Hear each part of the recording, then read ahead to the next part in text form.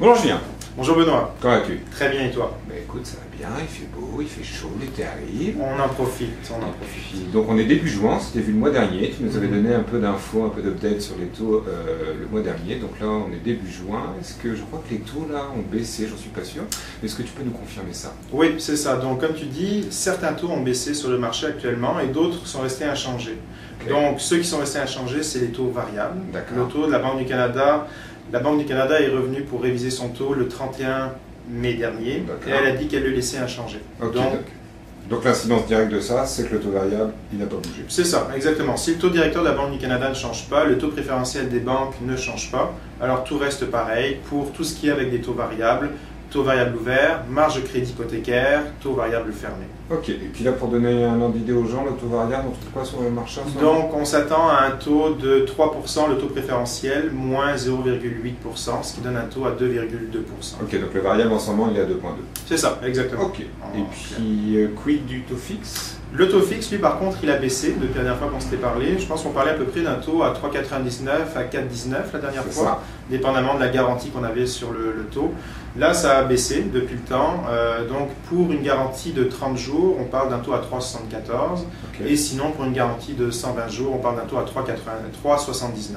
Okay. Donc là, les chiffres qu'il faut se rappeler, là, début juin 2011, c'est du 3,74 fixe et du 2,2 variable. Exactement, c'est exactement ça. Ok, donc on est dans quand même une tendance là, baissière. Est-ce que ça a une incidence? Est-ce que c'était dû au fait que la Banque du Canada maintienne son taux oui.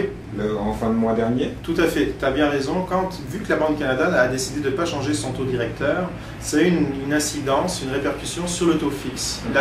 Le taux fixe fait une prévision, fait une anticipation du taux variable. Si le taux variable doit augmenter, par exemple la Banque du Canada dit que le prochain mois, à 90% des cas, on devrait augmenter le taux variable, okay. Les taux fixes, eux, vont commencer leur augmentation avant celle du taux variable. Ok, pour anticiper un peu cette hausse. C'est exactement ça. Okay. Dans ce cas-ci, la Banque du Canada n'a pas changé son taux directeur, donc ça fait en sorte que les taux fixes, eux, ont été plus vers la baisse, vu qu'il n'y avait pas de prévision de hausse du taux directeur. Ok, donc tu vas me dire si je me trompe, mais est-ce qu'on peut dire que quand la Banque du Canada détermine son taux, ça a une incidence directe sur le taux préférentiel, oui. Qui est directement lié au taux variable. Exactement. Donc, quand la Banque du Canada change son taux, il y a une incidence directe sur le taux variable, tout à fait. À la baisse ou à la hausse, suivant si c'est une hausse ou une baisse, avec la Banque centrale.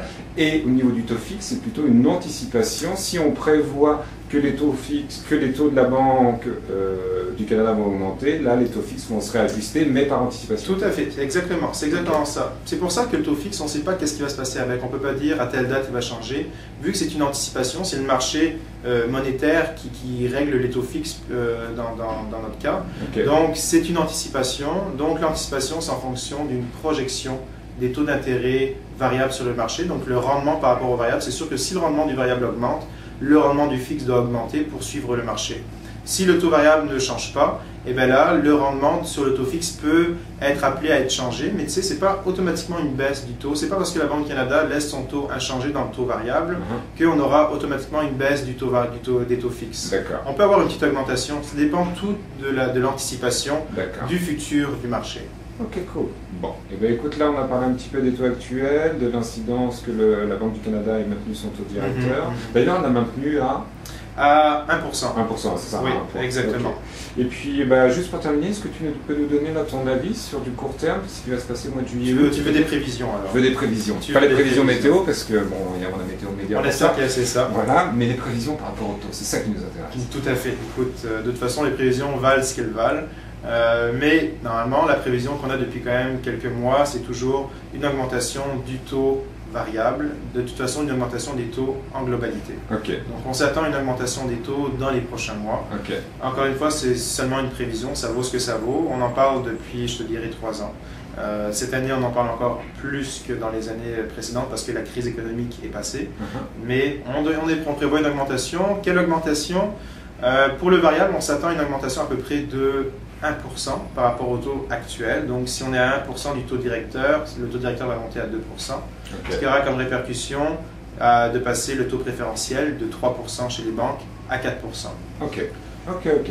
Donc là, on peut terminer là-dessus, mais le conseil qu'on peut donner encore une fois aux gens qui nous écoutent et qui nous regardent, c'est de se faire préqualifier pour se garantir un taux, se prémunir d'une hausse éventuelle des taux dans les mois à venir et pouvoir magasiner sereinement. Exactement. Et surtout, si on se trompe dans nos prévisions, ce qui est tout à fait possible, eh ben, les gens n'auront pas perdu non plus leur taux d'intérêt. Leur taux, normalement, va suivre l'évolution des taux. Donc, s'il augmente, ils vont être bloqués au taux qu'ils avaient bloqué.